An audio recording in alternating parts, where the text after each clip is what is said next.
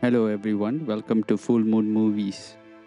There are certain disaster films that rely purely on spectacle, massive explosions, collapsing cities, and visual chaos. But every once in a while, a film comes along that reminds you that the real story isn't really just about the disaster itself, but how people really react when everything begins to fall apart. Now, Greenland is one of those films, directed by Rick Roman Vogt. The movie takes a familiar concept, a comet heading towards Earth, and grounds it in something much more personal and unsettling. At the center of the story is John Garrity, played by Gerard Butler, a structural engineer trying to reconnect with his estranged wife Allison, played by Morena Baccarin, and to protect their young son. Now, what begins as a typical family drama quickly shifts into a desperate race for survival when fragments of a planet-killing comet start striking the Earth. Now, what makes Greenland stand out from other disaster films is its focus on the human scale of catastrophe. Instead of showing global destruction from a distant perspective, the film stays close to the Garrity family. You experience the chaos through crowded airports, sudden evacuations, panicked crowds, and moments of separation. Now, their grounded approach gives the film a level of realism that many disaster movies really lack now. Now, that said, the film does not hold back when it comes to showcasing destruction.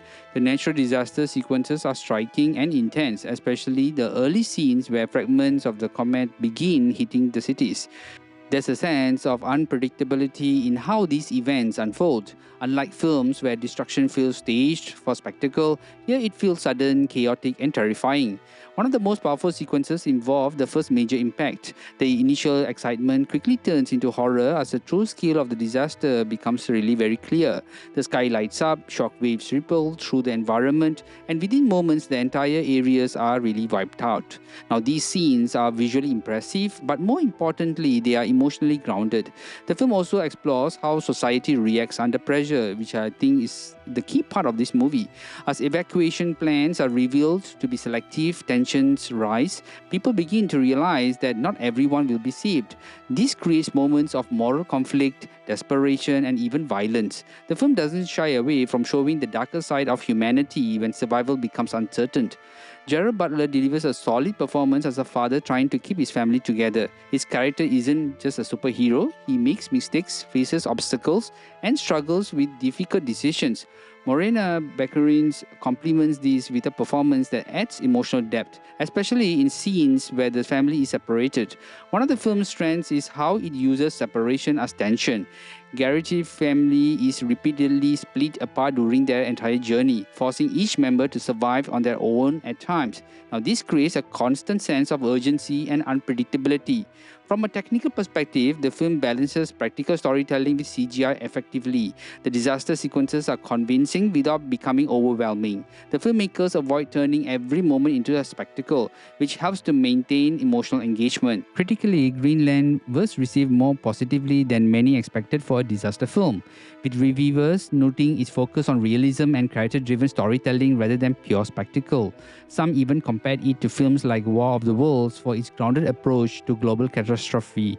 In terms of box office performance, the film faced unique challenges due to the COVID-19 pandemic. It earned around 52.3 million worldwide against a 35 million budget.